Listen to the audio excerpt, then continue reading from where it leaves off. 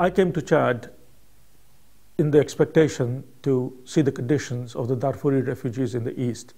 There are some 300,000 of them there, been there since nearly 10 years.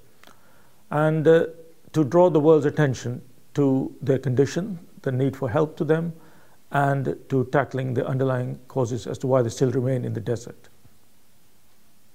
But when I got here, my permission to travel east, which is about 1,000 kilometers from here in Jemena, was suddenly withdrawn at short notice. And so I have been marooned here in the capital, almost imprisoned, and not permitted to go and see the refugees for myself. Not only that, I have been told that I must leave the country as soon as possible. So I'm leaving earlier than I was planning to. In essence, I have been expelled by the authorities. And the real causes appear to be some kind of political pressure, possibly from the Sudan government, that might have tipped off the Chadian authorities that because I was the person, the former UN chief in the Sudan, who blew the whistle on the Darfur genocide and blamed the government of Sudan of President al-Bashir at that time, that my presence here might be too sensitive.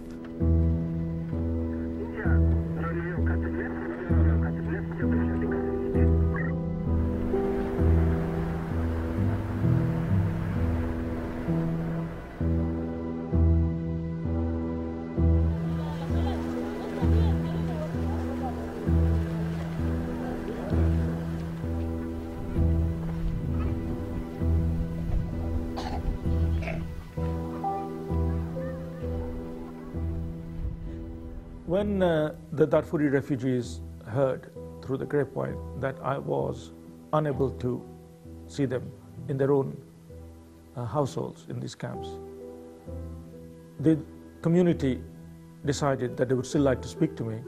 So this brave lady from Gaga camp volunteered to drive 1,000 burning kilometers across the country to try and get to me. So at least we could have a few minutes together so that I could hear at first hand the ongoing suffering of her brothers and sisters and hear what the situation was on the ground as well as what was going on in Darfur. I am very sorry that I will miss talking to you face to face, but thank you for coming over to see me. Tell me what has been happening to you. And how is life in the camp that you are in?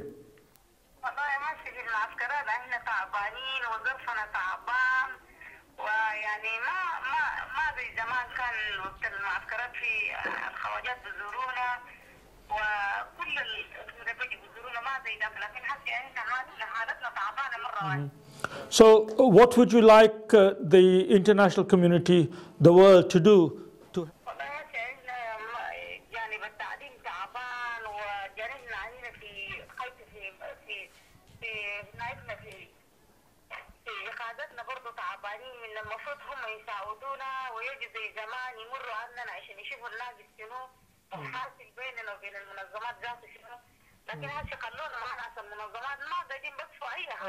Thank you very much indeed for talking to me. I wanted to say to you that it may sometimes feel lonely and you may feel alone and forgotten, but there are many people around the world thinking of what has happened to the Darfuri people. Please do not lose hope. It is brave, courageous people like you, the women and leaders of the refugee community, in which there is hope that one day peace and justice will happen and you will be able to return to your homes.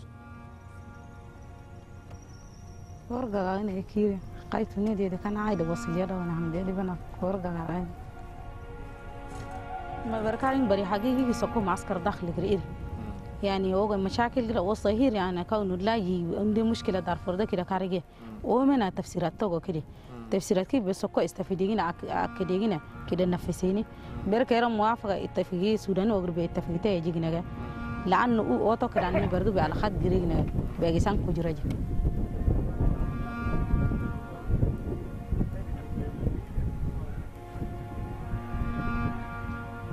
لا قضية دارفور ده لسه ما انتهى.